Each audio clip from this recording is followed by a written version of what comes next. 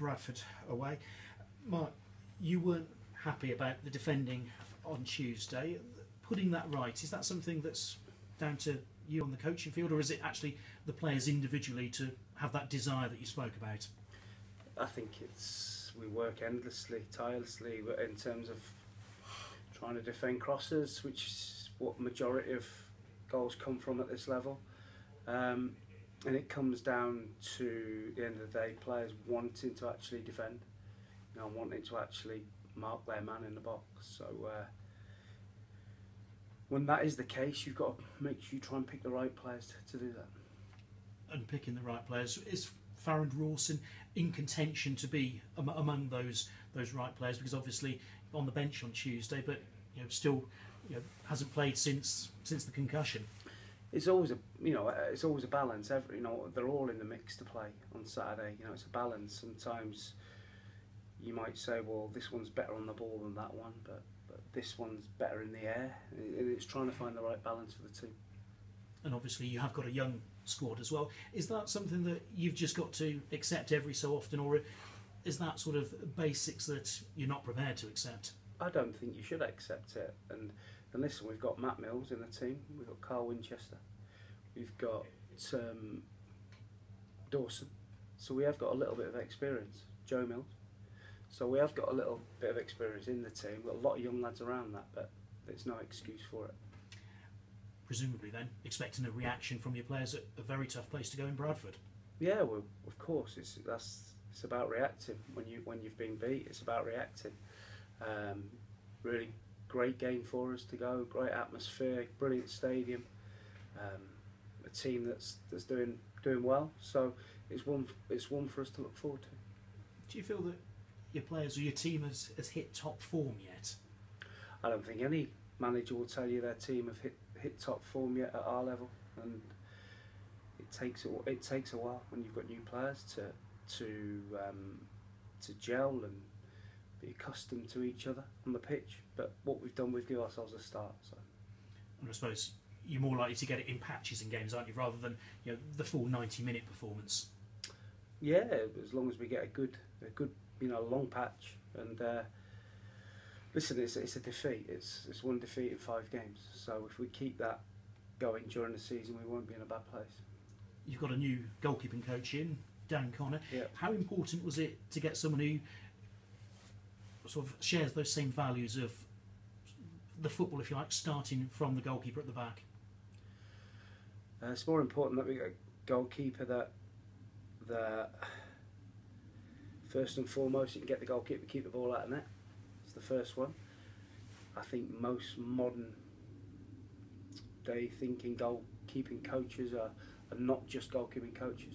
They have an outfield thinking as well. So he's on board with what we're doing. It's nothing new to him. He's coached at Wigan. He's coached internationally, so it's nothing new for him. And they tend to take charge of set pieces as well. So it's not just working with the goalkeepers that they focus on. How important are they within the backroom setup? Very. Dan's work won't just be with the goalkeepers. Predominantly, of course, it's that. But he'll be helping me in terms of like you say, set pieces, outfield stuff as well. Injuries, how's the squad? All good. I think it's just Shepherd. That's the only one. Thank you. Good luck. Thank you very much. Mark, if I'd said to you a season ago that your next 2 games were Bradford away, Bournemouth away, yeah, most people would have thought I was mad. I mean, it's incredible. It's great, yeah. Listen, I still think we're in a really good position. It's one game we've lost. We didn't play well. Dominated the second half without hurting the opposition again. So we know our weaknesses. We know what we need to do. We've been working now on that for 2 days, and we aim to put that right on Saturday. Yeah.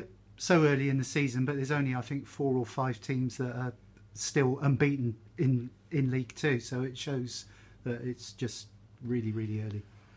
I think last year we went 16 games unbeaten, but we didn't get enough points. So this year we want to try and win more games. And if we are to lose a couple along the way, then so be it. Yeah, I mean, you're not going to do an Arsenal, are you, and go unbeaten all season? So people No. have got to expect the odd blip.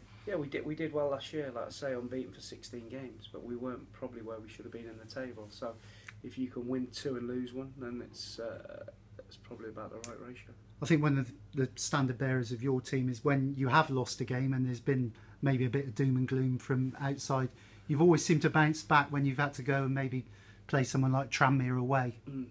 Oh, that's part of coaching, managing, is just trying to find a formula that gets you back on track, and you're always constantly thinking, and how can we get a reaction? What team am I going to pick?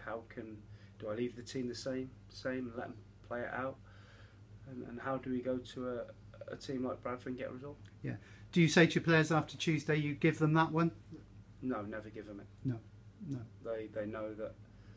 They know where the game was lost. You can't let 2 balls come in your box and the opposition score from 6 yards out and expect to win a game of football when you're not playing well.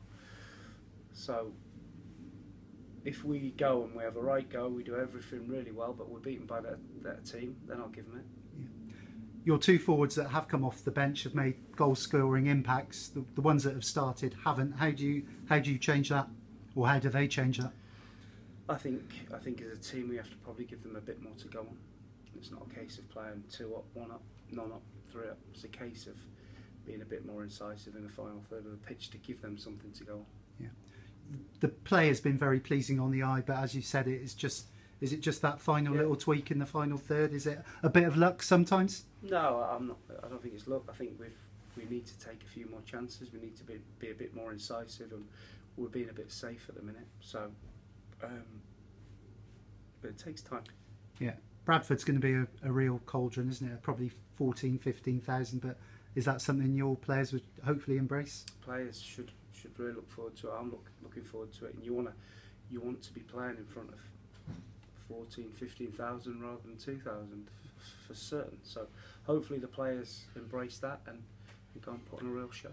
What type of football team are Bradford? What do you expect from them? Effective, 4-4-2, 2 proven goal scorers, Clayton Donaldson, James Vaughan.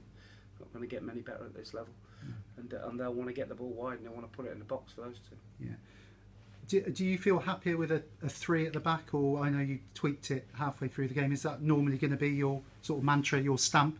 I think it's whatever the game needs at a specific time, and formations for me. I think in our defensive half of the pitch, you'd say we're a 3 at the back, but when we attack, you'd probably say we're 1 at the back. Yeah. So it's not about the systems; it's about the players carrying out their duties and performing well. Yeah. I know you're just purely focused on Bradford for Saturday, but I just wanted to briefly touch on Bournemouth. What a great fixture for the football club. Fantastic. I have 2 teams in mind, one for Saturday and one for Wednesday, which we have to do. But the boys that get the opportunity to play on Wednesday are playing at a Premiership team, and they need to prepare and be ready so we don't get a pasting. Yeah. Do you feel there's similarities between the 2 clubs in styles and beginnings? Well, we haven't got a beach. No.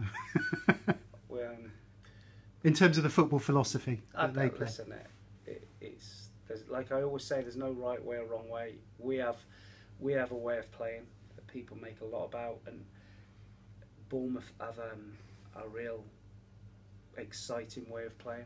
I think the thing that I like about Eddie's teams is even when they go to the big guns, they don't really change. They go and attack them, and if they get beat, they get beat. But they stick to what they do.